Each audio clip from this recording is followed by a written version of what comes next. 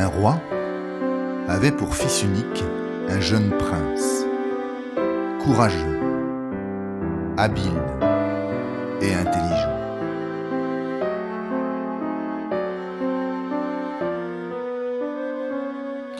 Pour parfaire son apprentissage de la vie, il l'envoya auprès d'un vieux sage.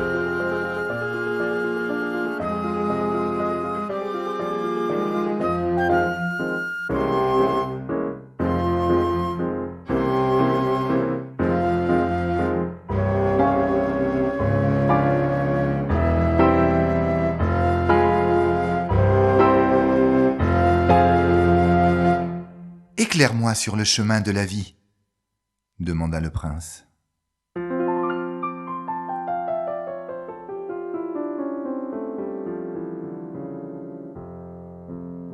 Mes paroles s'évanouiront comme les traces de tes pas dans le sable, répondit le sage.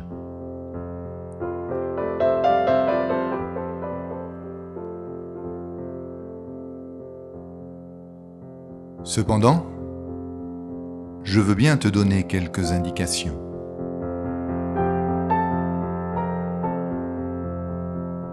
Sur ta route, tu trouveras 3 portes.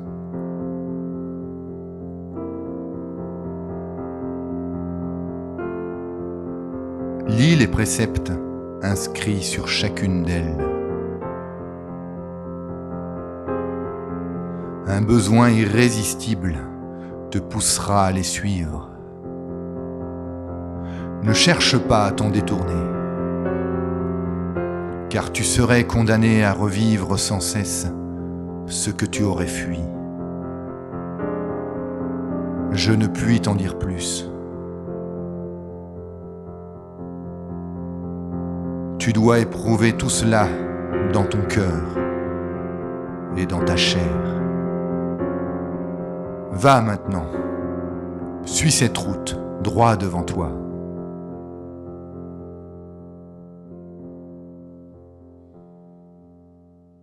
Le vieux sage disparut et le prince s'engagea sur le chemin de la vie. Il se trouva bientôt face à une grande porte sur laquelle on pouvait lire « Change le monde ».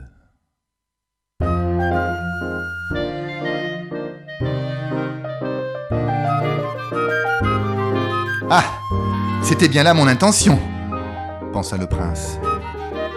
Car si certaines choses me plaisent dans ce monde, d'autres ne me conviennent pas.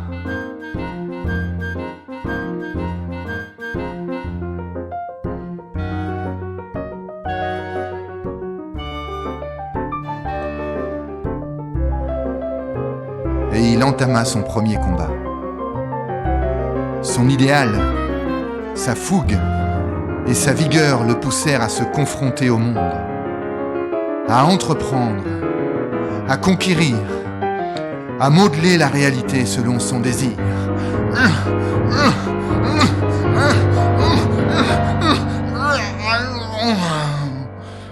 Il y trouva le plaisir et l'ivresse du conquérant,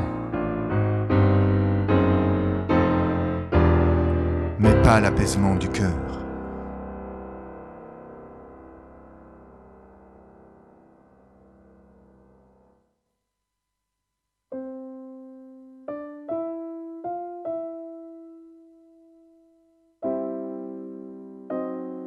Il réussit à changer certaines choses,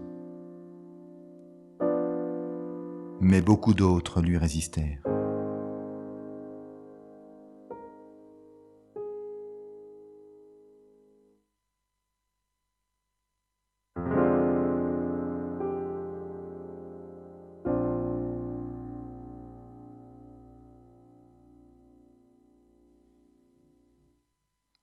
Bien des années passèrent, et un jour, il rencontra le vieux sage qui lui demanda «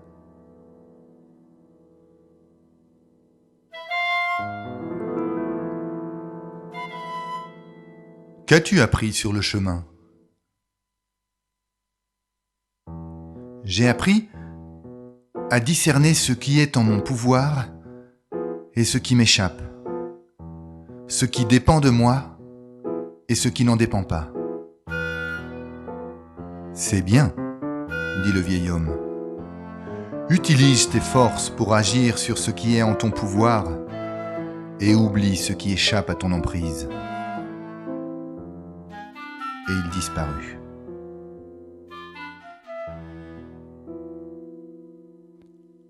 Peu après, le prince se trouva face à une seconde porte sur laquelle on pouvait lire « Change les autres ». Ah, là aussi c'était bien mon intention. Les autres sont source de plaisir, de joie et de satisfaction,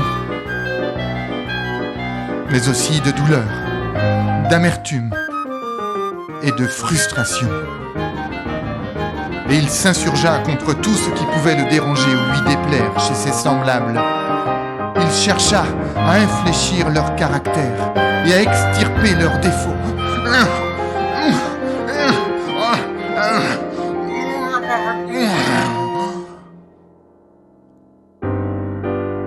Ce fut là son deuxième combat.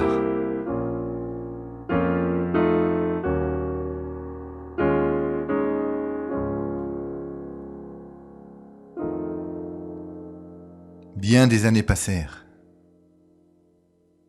Et un jour, alors qu'il méditait sur l'inutilité de ses tentatives de vouloir changer les autres, il croisa à nouveau le vieux sage qui lui demanda : «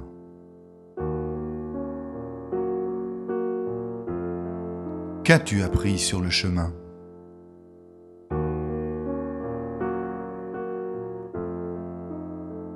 J'ai appris que les autres ne sont pas la cause ou la source de mes joies et de mes peines, de mes satisfactions et de mes déboires.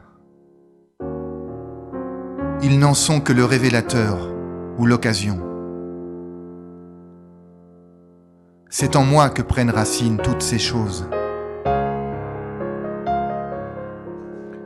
Tu as raison, dit le sage. Par tout ce qu'il réveille en toi, les autres te révèlent à toi-même.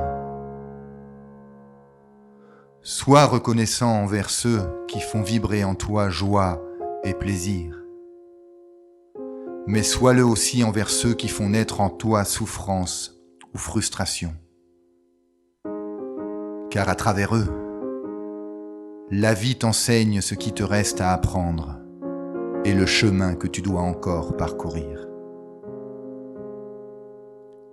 Et le vieil homme disparut.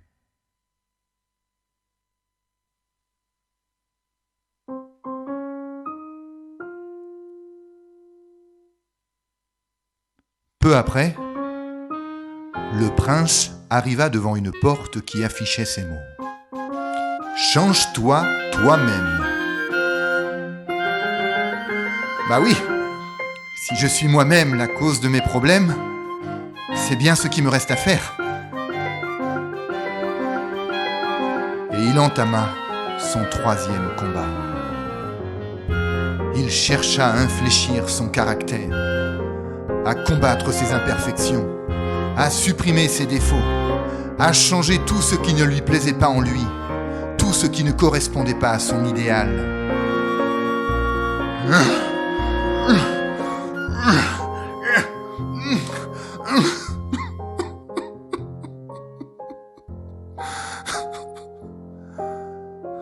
Après bien des années de ce combat, où il connut quelques succès, mais aussi des échecs et des résistances, le prince rencontra à nouveau le sage qui lui demanda : « Qu'as-tu appris sur le chemin ? » « J'ai appris qu'il y a en nous des choses qu'on peut améliorer, et d'autres qui nous résistent et qu'on n'arrive pas à briser. »« C'est bien, dit le sage. »« Oui, mais je commence à être las de me battre contre tout, contre tous, contre moi-même. Cela ne finira-t-il jamais? Quand trouverai-je le repos? J'ai envie de cesser le combat, de renoncer, de tout abandonner, de lâcher prise.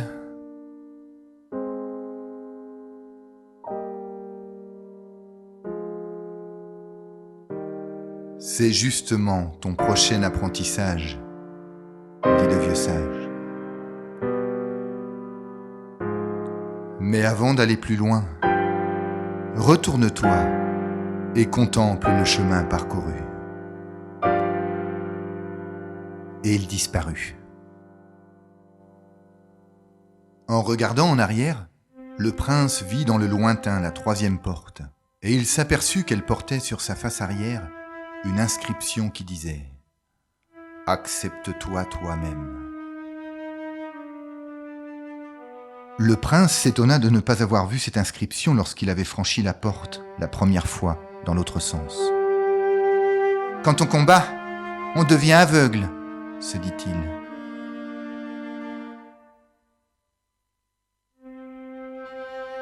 Il vit aussi, gisant sur le sol, éparpillé autour de lui, tout ce qu'il avait rejeté et combattu en lui, ses défauts, ses ombres, ses peurs, ses limites, tous ces vieux démons.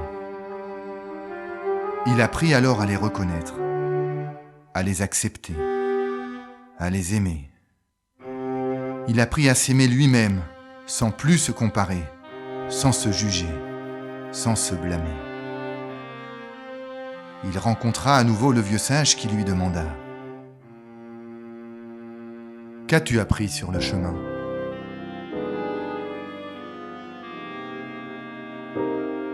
J'ai appris que détester ou refuser une partie de moi, c'est me condamner à ne jamais être en accord avec moi-même. J'ai appris à m'accepter moi-même, totalement, inconditionnellement.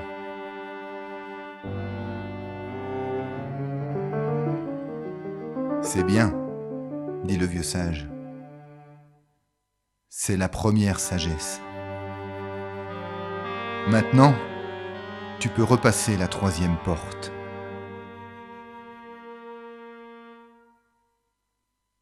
À peine arrivé de l'autre côté, le prince aperçut au loin la face arrière de la seconde porte, et il lut « Accepte les autres ».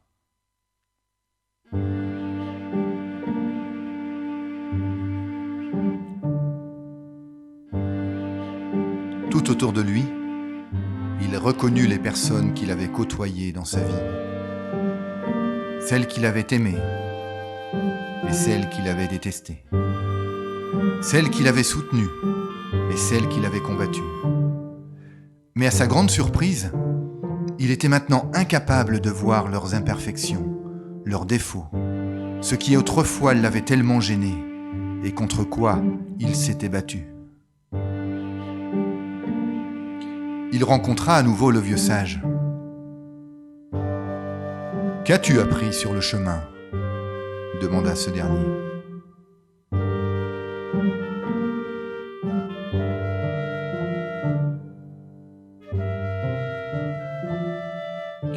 « J'ai appris qu'en étant en accord avec moi-même, je n'avais plus rien à reprocher aux autres, plus rien à craindre d'eux. J'ai appris à accepter et à aimer les autres totalement, inconditionnellement. » C'est bien, dit le vieux sage. C'est la seconde sagesse. Maintenant, tu peux franchir à nouveau la deuxième porte dans l'autre sens.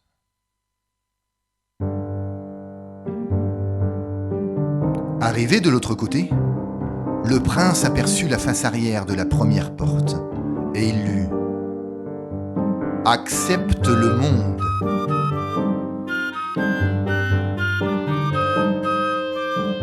Curieux, se dit-il, que je n'ai pas vu cette inscription la première fois. Il regarda autour de lui et il reconnut ce monde qu'il avait cherché à conquérir, à transformer, a changé. Il fut frappé par l'éclat et la beauté de toutes choses, par leur perfection. C'était pourtant le même monde qu'autrefois.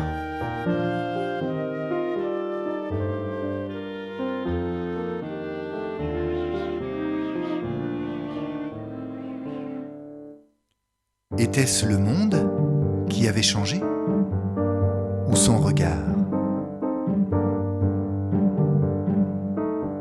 Il croisa à nouveau le vieux sage qui lui demanda: « Qu'as-tu appris sur le chemin ?»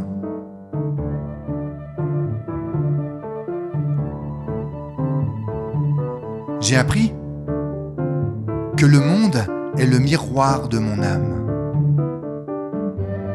Que mon âme ne voit pas le monde, elle se voit dans le monde. Quand elle est enjouée, le monde lui semble gai. Quand elle est accablée, le monde lui semble triste.